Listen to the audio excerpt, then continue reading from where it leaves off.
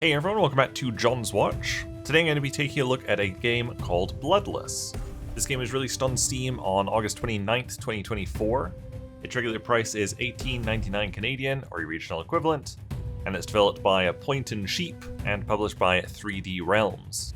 Just as a side note, 3D Realms is typically known for publishing boomer shooters, so this game is very different to their normal published games. This is an action-adventure game featuring a counter-based, non-lethal combat centered around Ronin Tomoe's signature dash counter mechanic, fighting with nothing but her bare fist to disarm her former allies, the samurai army of Shogun Akechi. So this is a game set in feudal Japan, as you probably gathered from that description, and also the title, Bloodless. This is a non-lethal, combat-focused game. Basically, you play as Tomoe. She is a ronin. She is called a deserter by some of the people she comes up to in the game. She basically left the area that we're in now and has recently returned. And right at the start of the game, she sees a sword, sticking out on the ground, or sticking out from the ground, and she's like, I don't need that. Because she doesn't. She does all her combat, and you as the player do all your combat through counters. Tomoe has these, as you can see, she's all white and black, I guess, but she's got these red arm guards, I guess. They're typically used in, combat practice, but she uses those as her only weapons. And essentially, the combat just comes down to you parrying every enemy into submission. She doesn't have any weapon. She uses her fists occasionally. She, basically, a bit like Sekiro, needs to deal posture damage to her enemies and then parry them to submission. Every enemy around Tomoe constantly is trying to kill her, but she uses her wrist guards to parry blades and kunai and thrown weapons. And it's a really unique combat style where you're exclusively doing non-lethal combat, and almost all of your combat is just done through dashing into enemies and parrying enemy attacks. It's really interesting. So at the time of recording, I've played 1.5 hours, and I am quite mixed on this game, but overall, I think it would be a tentative recommend, but it's not a game that I'm going to play any more of because it is so hard. It is insanely difficult, and I think it's literally just too hard a game for me. I said in a recent video I have a ton of games to cover right now, so I don't have the time to spend hours with lots of new games.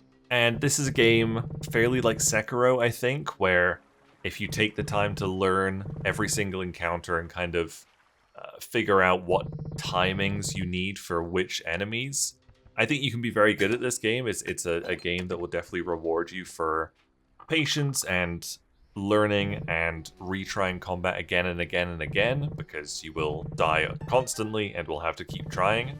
And that's just not a game I'm looking for right now. If that sounds like something you're interested in, I think you'll probably really enjoy Bloodless.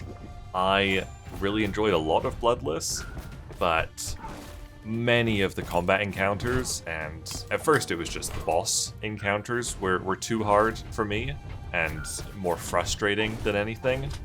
But even towards the end of my mere 1.5-hour playtime, every single combat encounter was just frustrating for me, so I dropped it faster than I wanted to.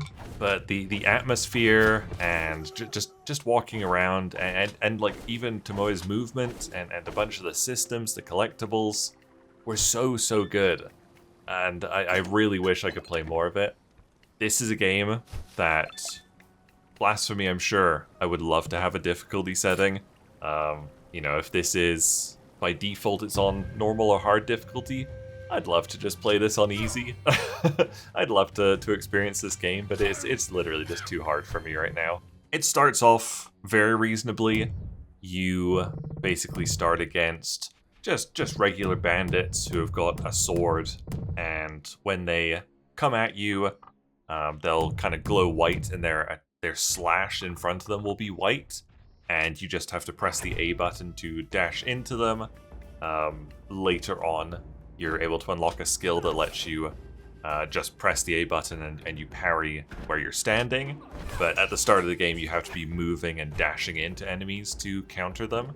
And these early game enemies, you just dash into them to parry their attack, and you hit them once with your parry and they're done. They run off.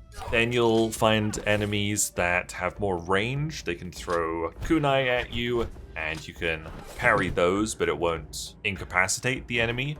You'll have to wait for them to get a bit closer and do a slash, and then you parry them like normal.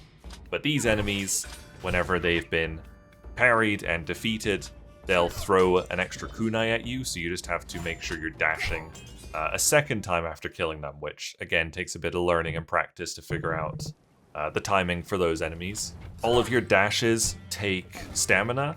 You have a stamina bar below your health, and you don't have a ton of stamina. You're able to increase it with key items that you can buy later on in the game. But it's a little bit like Dark Souls 2, where if you... I love comparing things to Dark Souls 2, where if you let your stamina drain completely, and in a lot of the frantic combat encounters, it will be draining completely. If it does, it'll basically turn red, and you won't be able to do any action that requires stamina until it's filled all the way back up. So that's very similar to Dark Souls 2, where if you let your stamina bar get down to the bottom, you're not able to run or anything until it's fully recovered.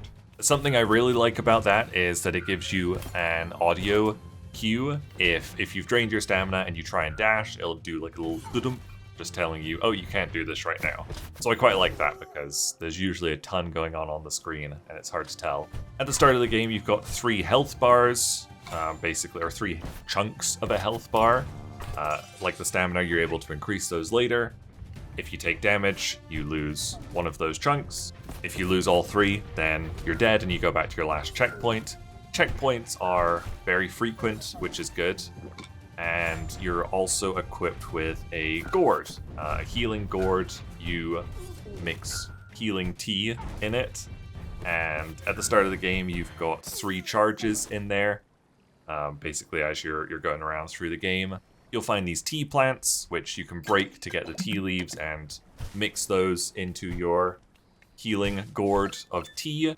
Your gourd holds 3 swigs of tea, I guess, 3 drinks of tea, and each drink recovers 1 health chunk. As you progress further into the game, some enemies will start having these undodgeable or unparryable attacks.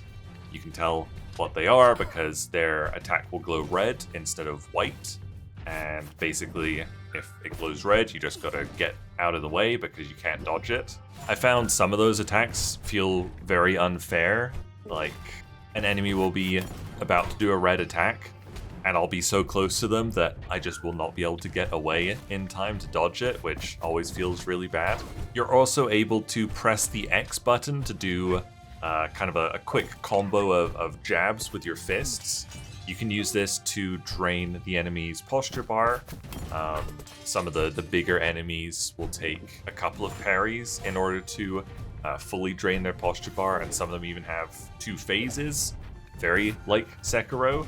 That was typically only bosses in Sekiro that had multiple posture bars that you had to break.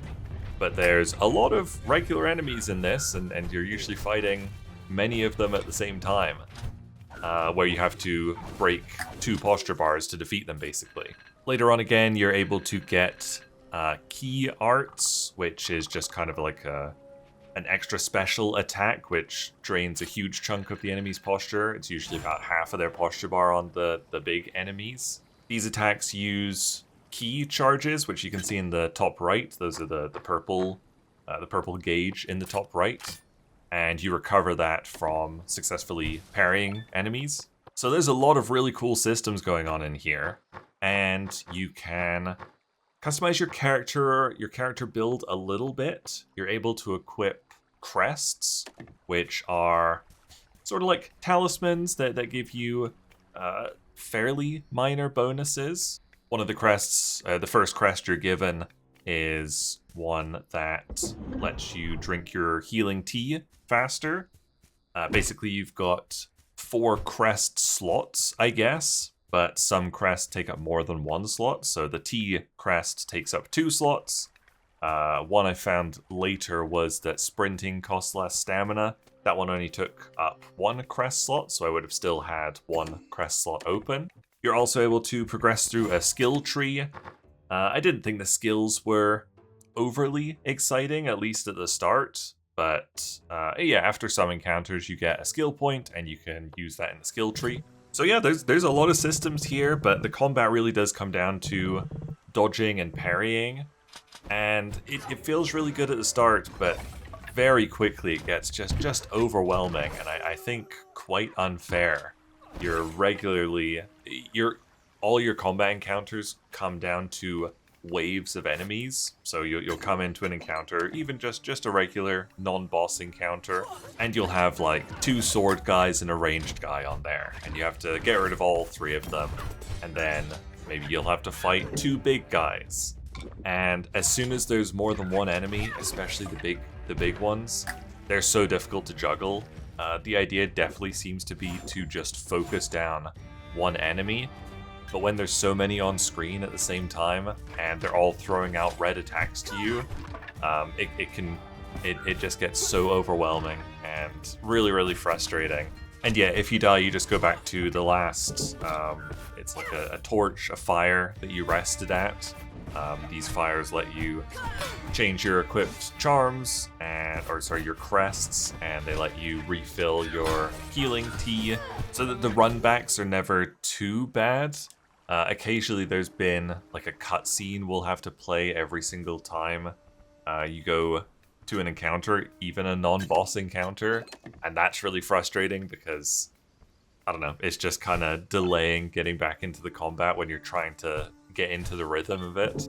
Visually, obviously, this is absolutely beautiful. What a stylish game. I always love when a game does like mostly black and white and then just like picks a color to add in. Obviously, mostly it's black and white with red. It looks so good.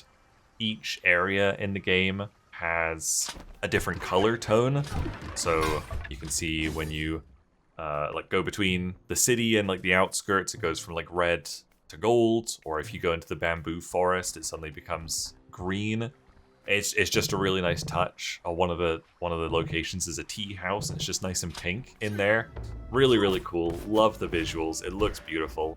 But yeah, I'm just not good enough at this game to play any more of it, unfortunately. Probably won't be popular, but I would absolutely love, as I said, a difficulty options to be added to this. If they add an easy mode, I would come back and play it. But yeah, it's just too hard for me right now. There you go, that was a look at the game Bloodless. Thank you guys very much for watching. Make sure you leave a like and subscribe if you enjoyed this video, and I'll see you guys later. Bye!